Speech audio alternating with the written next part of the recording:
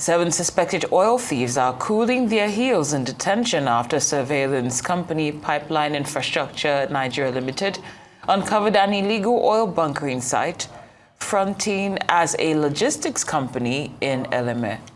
The company, Igor Logistics Services Limited, is allegedly being used by thieves to siphon oil from the 28-inch Trans-Niger pipeline along the Ebubu axis of the council area. Our correspondent, Ovieteme George, has this report. The Trans-Niger pipeline has a right-of-way along the Ebubu New Road area of Eleme that stretches far into the distance to Bonny.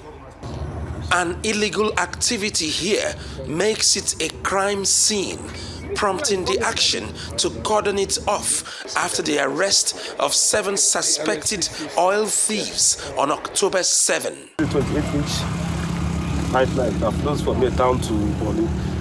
That's the illegal tap point that was used to siphon crude into the trucks that were caught in this facility here. So there was a connection here through this bush path into that facility you're seeing there. That's where we intercepted 2 trucks that were illegally loading. The theft was discovered through intelligence gathered by the surveillance personnel of Pipeline Infrastructure Nigeria Limited. We were caught by the surveillance team of the pipeline infrastructure that there was an illicit activities going on around and inside the premises of Eagle Company. Before we got to this place, we saw Nigerian Army. Already they have arrested the 2 trucks loading the crude oil from this point to the company. Then immediately we got here, they handed over the 7 suspects being arrested doing the illicit activities inside the company to us. Being our core mandate, we have to take charge through command to national headquarters for further investigation. Just few meters away is a logistics company. We walked into the premises and to a particular spot where an unusual activity had taken place on the wall. A hole large enough for a hose to run through had been bored in the wall. A certain crop of persons did not only think of sabotaging government assets, but you can see how organized and strategic the sabotage actually was. They got this line with an IC and then ran it into an organized system, a company, a logistics company, where you would assume legitimate business is ongoing. So you can see the level at which these guys think. If you don't understand the antics and ethics of surveillance, then trust me, this will be going on for years and you wouldn't know. Pipeline Infrastructure Nigeria Limited has recorded a major success in the fight against oil theft, but the company is not resting on its laurels, even as it reads the riot act to perpetrators of sundry crimes. If you vandalize the pipeline, there's a penalty for it. We are sending a clear message to everyone: stay clear from the pipeline. With the arrest of these 7 persons, the message you are sending out there is anybody that does any infraction or does anything to the pipeline we are protecting is going to face the full wrath of the law. The era of pipeline vandalism is gone and gone forever. Our target is 100% terminal receipt. If we inject 100, we want to get 100.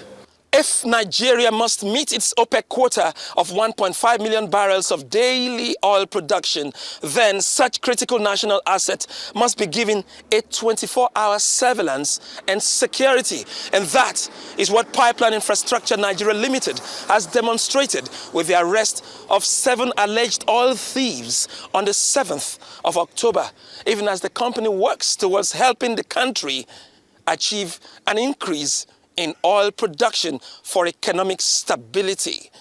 From Eteo, Eleme local government area of Rivers State, Ovieteme George, Arise News.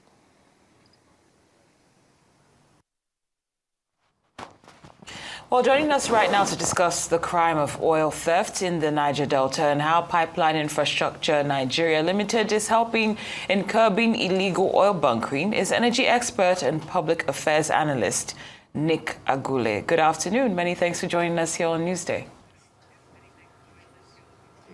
Good afternoon, and thank you, and welcome to our viewers globally. Of course.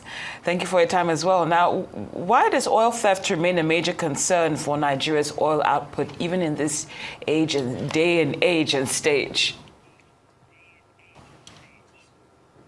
Yes, it has been a major concern, and it remains a major concern as the NUPRC, that's Nigerian Upstream Petroleum Regulatory Commission, recently launched Project 1 Million Barrels. That Project 1 Million Barrels will be realizable in the short term if we curb the incidents of oil theft, because it doesn't make sense that we commit huge resources to produce oil and then lose it. And it's very hard to also believe that for over the years, we have a maritime border that is heavily policed and manned by security agencies led by the Nigerian Navy and other forces, and yet people are coming to steal crude oil that we have produced from under our noses. So it means there has to be more that needs to be done, and making sure that pipelines are secured. All right, talk to us. Surveillance and protection of national oil assets through contractual agreements like the one with Pipeline Infrastructure Nigeria Limited seems to be yielding fruits and also having a positive impact. But some will say there are still areas for improvements. Can you help us outline some of these areas that private contractors like this can actually improve on? Nigeria has given out this contract to private security to stop the incidents of crude theft, to help with pipeline surveillance and reduce the incidents of crude theft. And from media reports that we receive, it appears that it's working. And so if it is working, therefore, to plug the remaining loopholes will mean perhaps increasing the length and breadth of that security blockade by these private security operatives. We can go with a hybrid approach where both the Navy and the private security will collaborate and make sure that the borders are properly manned and policed such that this crude oil theft will stop, and it has to stop. Well said. Now, of course, I'm sure you're aware that NUPRC just launched an additional 1 million barrels per day initiative to enhance the country's energy output to 2.6 mbpd. We'd like to have your take on this. That's a very important milestone that the NUPRC is working with. But let's not forget that Nigeria had produced 2.5 million barrels of crude oil per day in the past. Therefore, it means we have the infrastructure to produce more than what we are doing now. And it is for us to just go back and make sure that every bit of that infrastructure is put to use. And we've talked about security, which is one aspect. The other aspect, of course, is what you had in the news report before we started this segment of the interview, which is about pipeline integrity. Some of the pipeline issues are coming from vandalism, while others are just asset integrity issues because the pipelines have been there for a long time. And now the importance of the pipeline is that if you look at the Niger Delta, we have, like in the Western Delta, you have the Forcados pipeline. Then you are in the Eastern Delta, you have the one going to Bonny Terminal. These are two major pipelines that a lot of operators are injecting their crude oil production into. Now, if there is a little issue with the pipeline, even a leak, no matter how small, the pipeline will shut down. And once the pipeline shuts down, all the operators that are injecting their crude in that pipeline, we have to shut in their own production.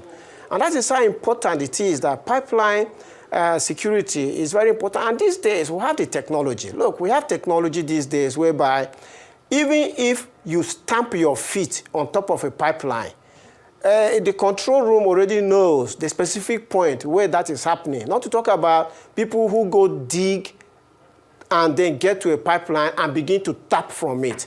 So these are the areas that if we want to achieve this 1 million barrels additional production that we're talking about, we need to start implementing technologies like that and making sure that pipelines are secure. Then, of course, there is the issue of the joint ventures.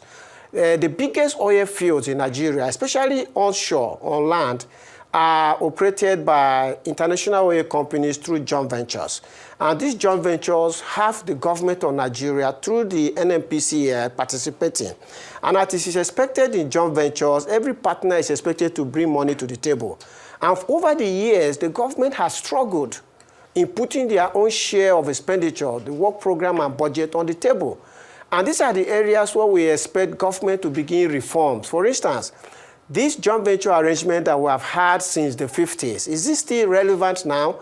Perhaps this is where government will now say, can we now move these joint ventures there? Because right now they are unincorporated joint ventures. Can we move them to incorporated joint ventures the same way we have the NLNG model, so that these incorporated joint ventures can then source for their funding, do the work, and then they make the money and share profits. That way, government that is now acting as a stumbling block will get out of the way, and then these operators will be able to move in more barrels than they are producing right now. Then we have other areas where oil fields have been shutting as a result of community restiveness. And one of the biggest oil fields in Nigeria is in Ogoni land, with 500,000 barrels of production per day. And Ogoni land has been shut for upward of 30 years. And for me, again, this is where President Tinubu can step in. Just like President Yar'Adua stepped in with the amnesty program to reduce the restiveness in the Niger Delta, President Tinubu can step into Ogoni land and say, hey guys, we have been having these issues for over 30 years. You guys are my children, you are Nigerians. How can we resolve this thing? So that there will be a win-win solution, both for the community, the operators, and Nigeria's treasury, and open up these 500,000 barrels of crude oil to come in. So there are all the pockets of opportunities in the short term that we can exploit to be able to raise production to 1 million barrels as planned. All right.